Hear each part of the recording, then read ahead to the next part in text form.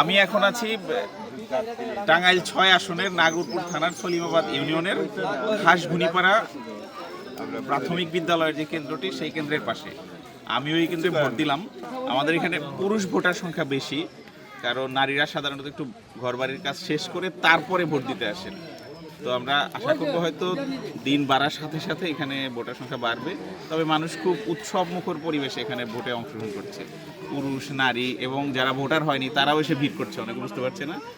কিন্তু সব থেকে ভালো লাগার যে বিষয়টা, সবাই উৎসবের মতো করে এটাকে উপভোগ করছে। আপনি ভোট দিয়েছেন? হ্যাঁ, ভোট দিয়েছি।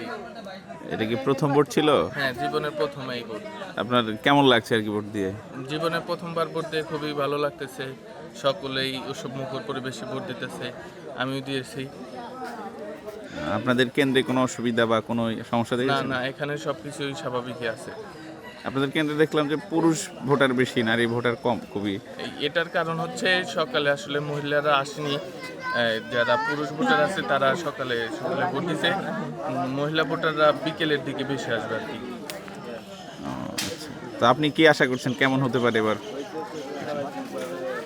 এবার যেটাই হোক, আশা করি ভালো কিছুই হবে ইনশাল্লাহ। এইখানে নির্বাচনের পরিবেশটা খুব সুন্দর আছে এবং আইন শৃঙ্খলা পরিস্থিতিও খুবই সুন্দর। কোথাও কোনো ছোটোখাটো কোনো সমস্যা এখানে হয় না এখন পর্যন্ত, এবং আমিও আশা করি যে আমার মনে হয় এখানে কোনো কিছুই হবে না। এবং ভোট টার্ন আউটটা একটু প্রথম দিকে কম ছিল, তো এখন অবশ্য বেশ লোকজন আসছে এবং আমি মনে করি যে এখানে মোটামুটি ভালো একটা সম্মানজনক একটা বা সন্তোষজনক পর্যায়ে ভোটার ভোট দিবেন। এবং আমি এখানে কোনো প্রকার যেহেতু কোনো সমস্যা নাই, সবাই নির্বিঘ্নে নিঃসংকোচিত্তে ভোট দিতে পারছে। নিশ্চয়ই জানেন যে বিগত অনেক বছর আমরা এই দেশবাসী ভোট দিতে পারি না, আজকে উৎসবমুখরভাবেই সবাই ভোট দিচ্ছে। এবং দেখেন ভোটের যে আসলেই মনে হচ্ছে যে একটা উৎসবের আমেজ নিয়ে কিন্তু সব লোকজন, ভোটাররা, পুরুষ মহিলা সবাই আসছেন ভোট দিতে।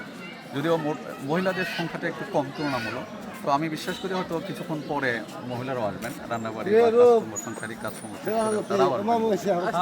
এবং আমি বিশ্বাস করি যে এখানে রান্নাটা ভালো হবে।